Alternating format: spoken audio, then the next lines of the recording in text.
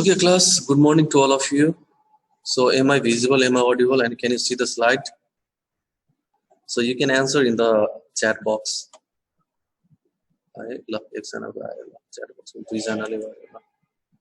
Okay. Okay, so far we have only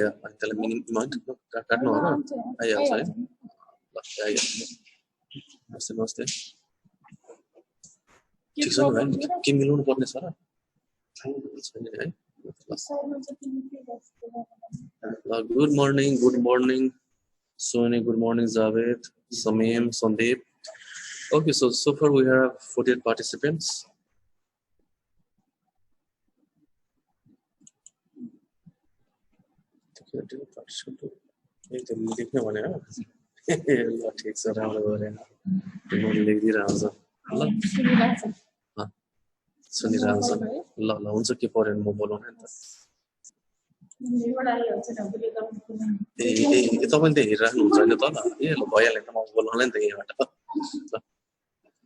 Okay, class, so we are now 54.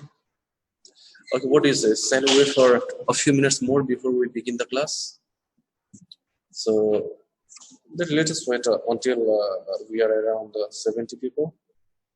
Okay, so somebody tell me, how many students in your class? What is the strength of your class? 100? The last time somebody told me that it is around 104 or 94. I forgot the exact number. Okay, 104. Okay, that is a user number. So we should be expecting at least 3/4 to be present in the class. So somebody tell me, so you have this meeting ID. So is it only among you 104 or someone else from outside they are in access with this Zoom meeting? Oh yeah, so the class now, somebody was saying that some of the participants do not belong to your batch. So is it like that?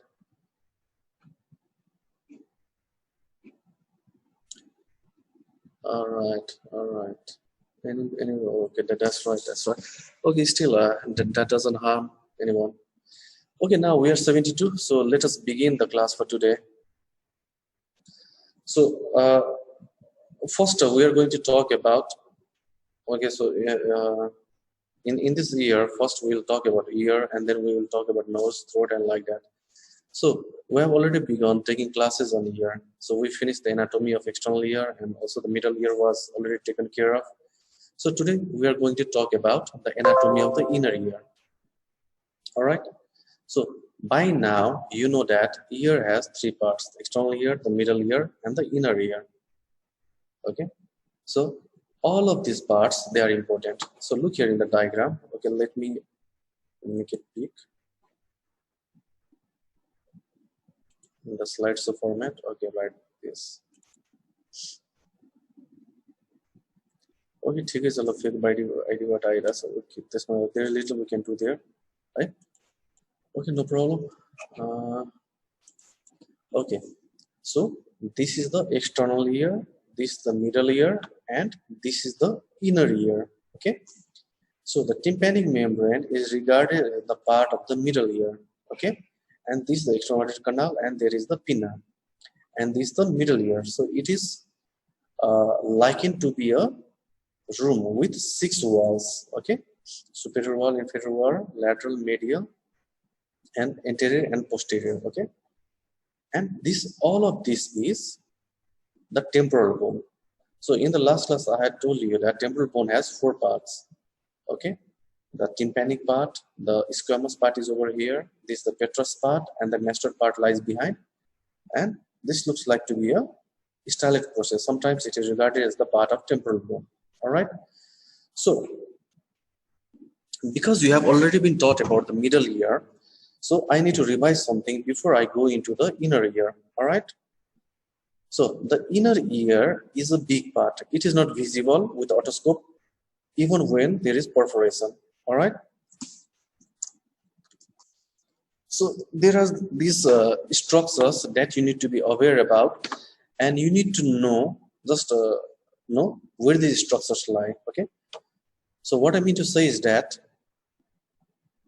The inner ear is divided into this part. These are the semicircular canals, and this is the cochlea. Okay, so it is not like this. Whenever you see a 2D diagram, you may feel that the semicircular canal lies laterally towards the middle ear, and this one is lying more towards the foramen magnum, or toward the middle part of the skull.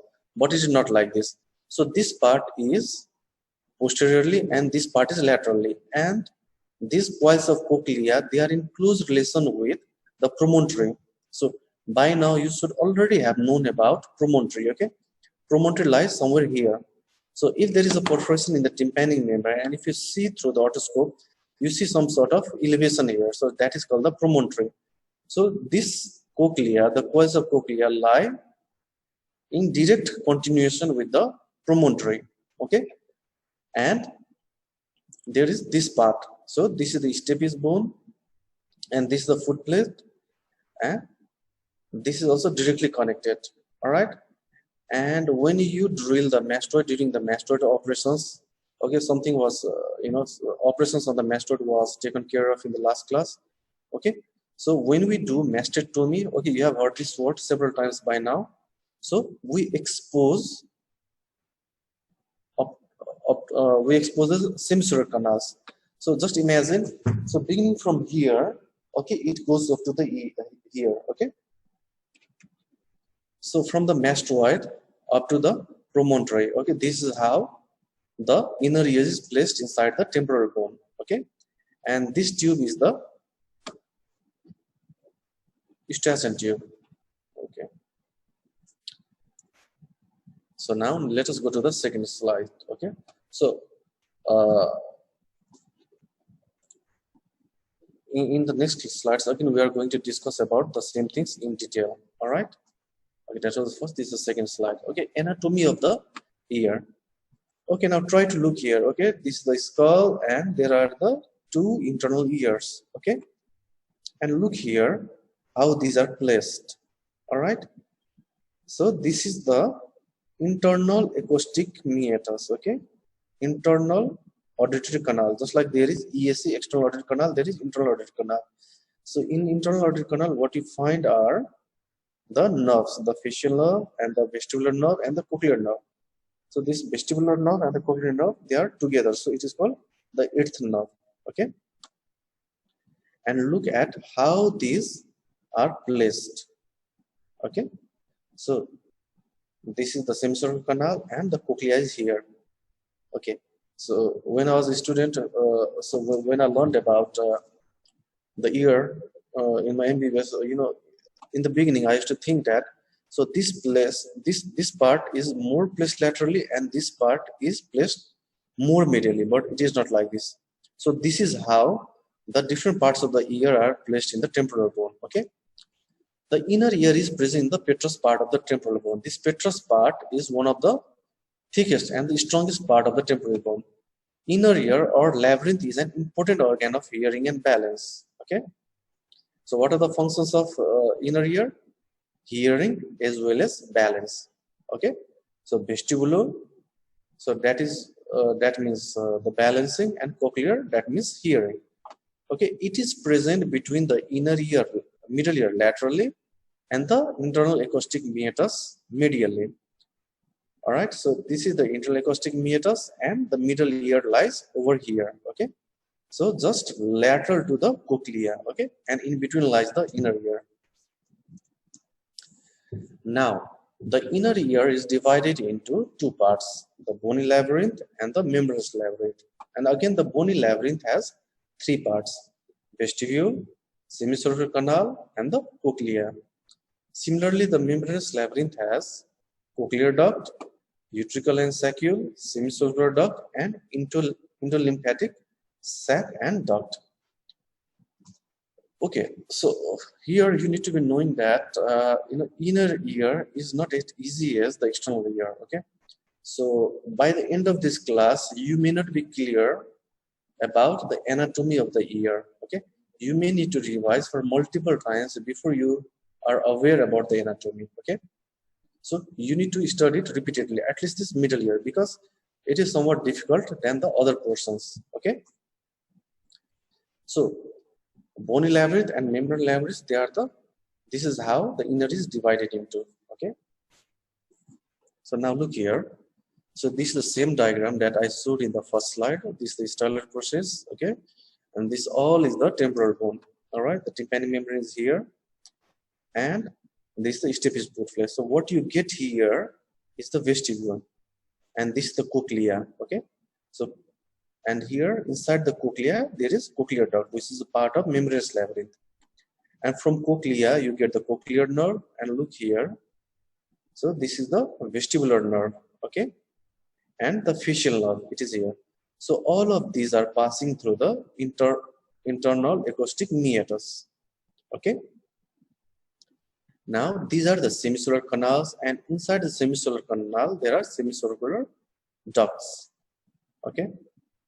So I hope you are clear up to here. Okay. So let us go to the next slide, and if required, then we can always come back to the previous slide. Now, here we talked about the bony labyrinth has three parts: the vestibule, the semicircular canal, and the cochlea. Now let us go here. Let us go to the vestibule. So it is the central chamber of the labyrinth. Okay. So this is the central chamber. Okay. So inside all of this is the labyrinth, and this the central part is the vestibule. In the lateral wall lies the oval window. So you can see here, this is the lateral part, and towards the brain, it is the medial part. And these are the three ossicles, and this, the innermost ossicle, which is also called the stapes, okay? So it is attached to the vestibule, okay? And here is the oval window, okay? There are two windows, oval window and the round window, okay? So the oval window is attached to the vestibule. The inner aspect of the medial wall presents two recesses, a spherical recess for saccule and an elliptical recess for utricle. Opening of aqueduct of vestibule is present below it, through which passes the endolymphatic duct. Posterior superior part of the vestibule are the five openings of the semicircular canal. Okay. So here, this is the endolymphatic duct. Okay. So one duct is coming from here, and another is coming from here. Okay. And they join and form the endolymphatic duct. And in the superior part, okay, so you can see here, okay, so because they are rings cut into one side, there should be 6 ends, okay, but there are only 5 ends because the 2 ends are joined here, okay. So altogether there are 5. There are 3 ampullas, okay. There are 3 ampullated ends and 2 non-ampullated ends, okay. And all of these lie in the vestibule. Okay. Time and again I am checking for the messages if there are any. All right. So now look here. So let us go into the detail about what we read in the last class, last slide. Okay. Now this is the round window, and the oval window is somewhere here. Okay. So this is a bony labyrinth. So the membranous labyrinth has been removed here. So what do we see here? Okay. These are the semicircular canal. Okay. So this is the posterior canal, this is the lateral canal, and this is the interior canal. Okay. And there are 3 distensions. Okay. When it is meeting the vestibule. So these are called the cochlea. This is one cochlea. Oh, no, this is ampulla. Okay. This is one ampulla, second ampulla, and the third ampulla. And there are these 2 parts that are not ampullated. Okay. So altogether there are 5 openings which open here. Okay. And as you know that cochlea is divided. There are 3 parts of cochlea: scala tympani, scala vestibuli, and scala media. Okay. And these forms a structure like this. Okay. And the recesses that we are talking about, elliptical recess of vestibule here, and cochlear recess of the vestibule is here, and spherical recess of the vestibule here. So these recesses are small cavity-like structures. Now semicircular canals. Okay. So there are 3 semicircular canals. So they are lateral, posterior, and superior. Sometimes superior is also called the anterior. Okay. And they all lie in planes at the right angle to each other. Okay. So they are in 3 planes, and all of them lie at right angle to each other. The non-implicated ends of the posterior and superior semestral canal unite to form a common channel called the cross comini. Okay, so this is the cross comini. This is the lateral, and this is the superior and the posterior. So this is the non-implicated end, and here it is joined to form cross comini. Okay, and in the total there are 5 openings, not 6 openings. Now here, okay, this is not a very good diagram, but still, okay, these are the ampulla. Okay, and in fact this is not the implicated end. Okay, this has been there is some mistake with this diagram. Okay, so this is the non-implicated and this is the lateral, this is the posterior, and this is the anterior. Okay, and this form cross comini here, and the vestibular nerve comes from here. Now we are going to talk about this later in the physiology of balance. So just I want to give you an overview about how these act. Okay, so they are present in different planes. Okay, and all these semestral canals you can see here. There is one here. This is the lateral canal. Okay, and another canal anterior or superior, and then there's the posterior canal. So all of these are placed at right angles to each other. Okay, and there are 2 on each side. Okay, 1 on each side, altogether 2, and both of them help in balance. Now the bony cochlea. Okay, this is also the part of the bony labyrinth. The bony cochlea is a coiled tube making 2.5 to 2.75 tons around the central pyramid of the bone called the modiolus. Okay, the base of the modiolus is directed towards the internal acoustic meatus and transmit vessels and nerves to the cochlea. Around the modiolus, winding spirally like the thread of a screw, is a thin plate of bone called osseous spiral lamina, which gives attachment to the basilar membrane. Okay, the bony cochlea. Okay, in the next diagrams, I'll be talking in detail about this. I'll give. Okay, so meanwhile, the bony cochlea contains 3 compartments. Okay, the scala vestibuli, scala media, and the scala tympani, and all of these are very important. Okay, this is a diagram to help you understand. Okay, so there are 3 parts, 3 segments. Okay, scala tympani, scala media, and scala vestibuli. And scala media has the cochlear duct, and the helicotroma is here, from where you know, like the scala vestibuli and scala tympani, they are connected. Okay, the spiral ganglion and the cochlear nerve. All right. So here we are focused on this part especially. Okay, scala vestibuli, scala tympani, and this is the cochlear duct, and here you get the organ of Corti, and then there is basilar membrane, and there is the here you have the Rischner's membrane. Okay. Okay, similar diagram but with more details. Okay, now look here. Okay, this is the vestibule here, and these are the semestral canal, lateral, posterior, and anterior, and inside there is the duct. Okay, semicircular ducts. Okay, and this is saccule, and from the saccule there is one duct, and from the utricle there is another duct, and both of these form the vestibular aqueduct. Okay, and here, okay, this is the cochlea, and here between this and this there is the scala tympani, and this is the cochlear duct or the scala media, and then there is the scala vestibuli, and this central part is called the helicotrema, and all of this is the cochlea, and all of this is the vestibule. Okay, and all of this is the inner ear.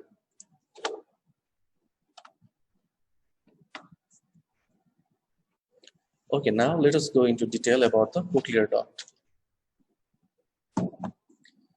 It is a blind coil tube, and it is made up of 3 walls: the basilar membrane, the Rischner membrane, and the stria vascularis, which contains the vascular epithelium and is concerned with the secretion of the endolymph. Okay, all of this is not the cochlear duct, only this is the cochlear duct, and here you can see that only this is the cochlear duct. Okay, this blue colored part is the cochlear duct. Okay, and now we are going to talk only about this. Okay, so these 3 walls are the walls of the cochlear duct, not of the cochlea. Okay, Now another diagram is here. Okay, so this is scala tympani and scala vestibuli, and this is scala media, and there are the three walls: the Rischner's membrane, and here the basilar membrane, okay, and the stria vascularis, and on the basilar membrane there is organ of Cote. Okay, and again we'll require to go into detail of this organ of Cote later on, but for now on just try to remember this image. Okay, so this image comes from here. Okay, from here, this part. Okay, one of these parts, any part. All right, scala vestibuli and scala tympani and scala media, and it has the three walls. Okay, Rischner membrane, the basilar membrane, and the stria vascularis. Okay, now we can skip this because you won't require this. Okay, now let us go here. Okay, what you need to know is that, okay, so this is the base and this is the apex. Okay, so when we talk about the physiology of the hearing, we'll be talking about this. So the base is more concerned with the frequency, the higher frequencies, and the apex is more concerned with the lower frequencies. Okay, now look here, the basal membrane, high frequency waves from 1500 to 20,000 Hz. Okay, this is how it is, like this in the base and the apex, and here the middle frequency wave and the low frequency wave from 200 to 600 Hz. Okay, now what are the utricle and saccule? Okay, they lie in the vestibule. Okay, utricle lies in the posterior part of the bony vestibule. It receives the 5 openings of the semicircular canals. Let us go back. Okay, this is the utricle, and okay, these semicircular canals are ring-like structures, but they are not complementary rings. So optimally there should have been 6 ends, but because one is fused, so there are only 5 rings and all 5 ends, and so these 5 ends open into utricle. And so this is the utricle that we are going to talk about here. Okay, and it receives 5 openings of the semicircular canal, and it is connected to saccule by a utriculo-saccular duct. Okay, do we have here? All right, okay, we'll come back here again. Okay, and the macula of the utricle lies mainly in the horizontal plane on the inferior surface of utricle and plays an important role in determining the orientation of the head when the head is upright. The macula of the saccule is located mainly in the vertical plane and signals head rotation when the person is lying down. Okay, so we do, let us not go into detail regarding this. So let us focus here. Okay, so these are the ends, and this is the utricle, and there is one duct here, and another duct coming from the saccule, and this from the ductus endolymphaticus. Okay, these are the membranous labyrinth. Now the semicircular duct. Okay, there are 3 semicircular canal, and inside the semicircular canal there are 3 semicircular ducts. Okay, the impulated end of each duct contains thickened ridge of neuroepithelium called crista impularis. Okay, here you can see the crista impularis, and here the crista impularis and another crista impularis.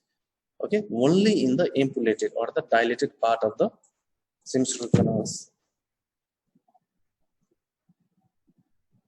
Okay, this is microscopic image of crista impularis. We do not need to go into detail here, so let us skip this. Okay, we can also skip this. Okay, endolymphatic duct and sac. So it is formed by the union of 2 ducts, one from the utricle and one from the saccule.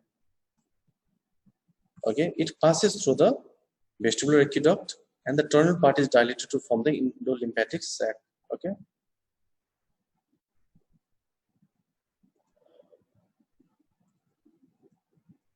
Okay, so one is coming from the utricle, another is coming from the saccule, and then they form a duct. Okay, and then they open here. All right. Okay, okay, okay. Okay, so it has been shown here too. Okay, so there is one duct here. So utricular-saccular duct is here. Okay, so both of these are the utricular-saccular ducts, and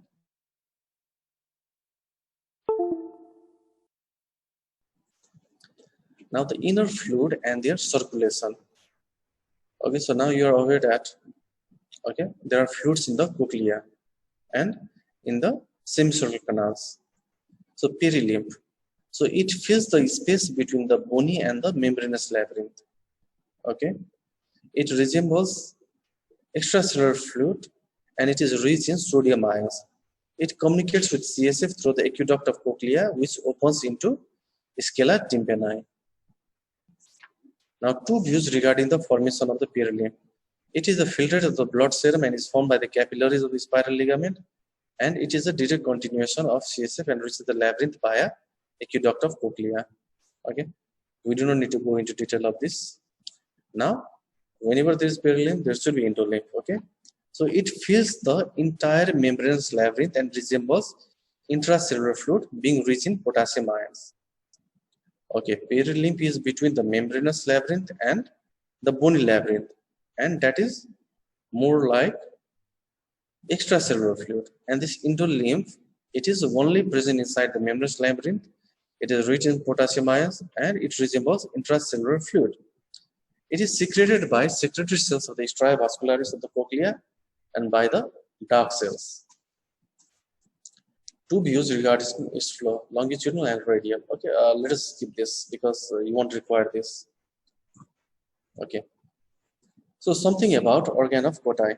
Okay, or Cotti. So it was discovered by Alfonso Giacomo Gaspare Cotti, and the components here cells. Okay, these are the important receptor cells of hearing and transduce sound energy into the electrical energy. Inner ear cells are arranged in a single row. Inner cells are richly supplied by afferent cochlear fibers and are probably more important in the transmission of the auditory impulse. Outer ear cells are more in number and are arranged in 3 to 4 layers and mainly receive efferent innervation from olivary complex and are concerned with modulating the function of the inner ear cells. Okay, so this is more about the physiology of the hearing. Okay, so this we are going to talk about in next class. So today we are only limited to the anatomy of the ear, inner ear. Okay, we can also skip this. Okay, so now let us come here. So this is what we have already talked about. Okay. Okay, so look here. This is the cochlear part. Okay, and the oval window is here, and the round window is here. Okay. And this part is connected to the vestibule. Okay, and then there are these three parts, okay, of the cochlea: scala vestibuli, scala media, and scala tympani. All right, and okay, we are running out of time. Okay, we still have 10 minutes. I hope we may be able to finish in 10 minutes. Okay, and if not, then I'll start another session. Okay, so this part here, look here, this is the spiral organ of Cotti, and there is the tectorial membrane. Okay, and here there is the resonance membrane and the basilar membrane and the stria vascularis. These are the 4 walls. Okay, now there are a few slides on mechanism of hearing, so this for your next class. So we are not going to talk about this today. Okay, so let us go back. And let us go back to this slide. Okay, so before the time runs out, I was planning to limit it to 40 minutes. So I think it will be possible for us to finish it in 40 minutes. And if we require, then we can just begin another session and discuss something on this later on after the time is run out. All right. So you are very clear up to here. Okay, this is the middle ear, and this stapes foot plate is attached to the oval window. Okay, and this is connected to the vestibule. The vestibule has 2 parts: the utricle and the saccule. Okay, inside the utricle there are 5 openings. There are 3 ampullated openings and there are 2 non-ampullated openings, because the non-ampullated end of the posterior canal and the anterior canal, they fuse and they become one canal. So there are 5 openings, okay? And from here you get, there are two utriculo-saccular ducts, from utricle and saccular, okay? So utriculo-saccular ducts, and they form the, okay, aqueduct, and ultimately it becomes the endolymphatic sac and the duct, okay? And it is in communication with the dura mater. Similarly, this is the membranous labyrinth that we are talking about, okay? This is a coil of 2.5 to 2.75 tons, okay? So this membranous labyrinth is the cochlear duct, and this is the bony labyrinth, and in between this there is the scala tympani, and here there is scala vestibuli, and here in the scala tympani and the scala vestibuli there is the perilymph, which is more like extracellular fluid, okay? And here in the membranous labyrinth there is endolymph, which is more like intracellular fluid, okay? And this part is the cochlea, which helps in, or which is related to hearing, and this part is the vestibular part, okay? And this is more concerned about the balance, and there are two nerves from this, okay, which are joined, and along with the facial nerve they pass through the internal acoustic meatus, okay? And this vestibulocochlear nerve, which is also the eighth nerve, this is the nerve of the balance and the nerve of hearing, okay? So this is the basic idea about the inner ear, okay? This might have been overwhelming for you, okay, and you may require some more information on this, but slowly and gradually I'll be giving you or departing you those informations. So this is relatively a difficult portion, so so you do not worry. You must study it for a few times before you're well aware of this the structures of the inner ear. Okay, so till now, do you have any questions up to here?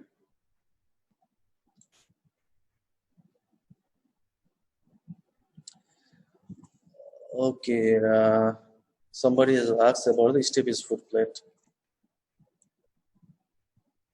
Okay, stapes foot plate, it doesn't communicate directly with utricle, okay? It is communicating with the vestibule, and inside vestibule there is the utricle and there is the saccule. All right, and somebody has asked about the spiral lamina. Okay, do not go into detail about the spiral lamina. Okay, function of the round window. Okay, we'll study about this later, but let me tell you something in brief here.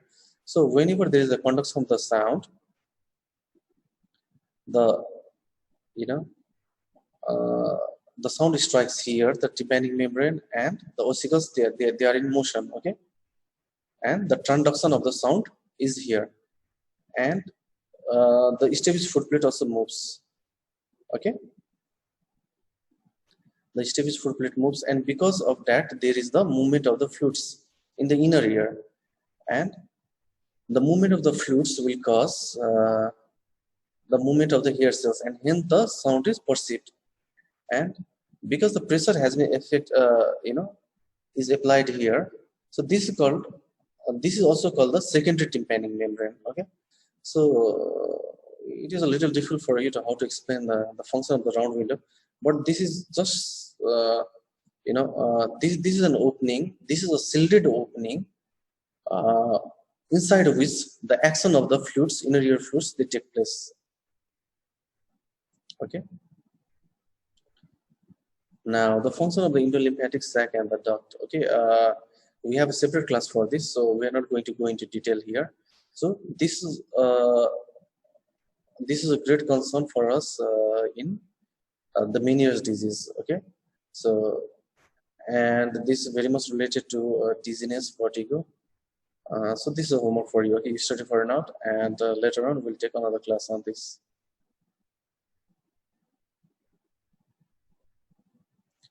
Okay, somebody has asked about the round window silting effect. Suppose there is perforation here, okay? So what happens is that okay, now this is an intact tympanic membrane, and there is total perforation.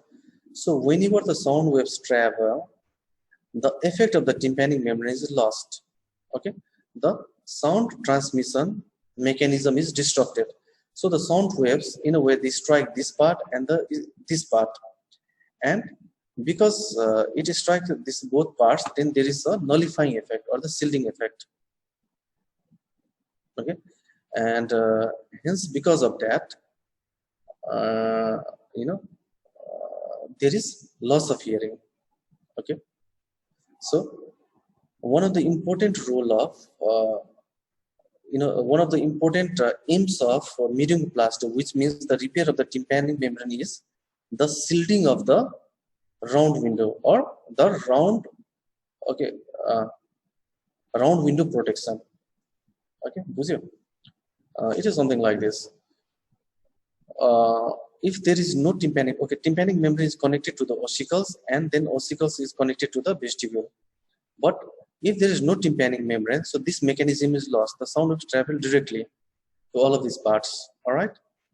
So that way there is nullifying effect. Okay.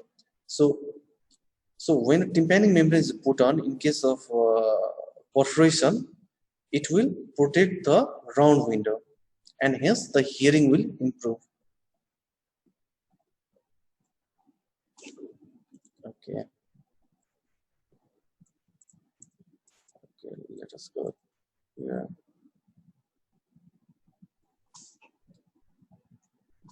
Now somebody asked me about the helicotrema. Okay, here you can see the helicotrema. So what it is and how it is defined, I have already told you. And if not, okay, you read it from your books. You'll require to read it for so many times before you are very much fluent with the anatomy of the inner ear. Okay. No, shielding effect is it is pathological. Okay, normally there is no shielding. Okay, normally the round window is protected, okay, by the tympanic membrane, and hence the transduction of the sound takes place properly. Okay, so more about this on the in the physiology of the hearing or physiology of the inner ear.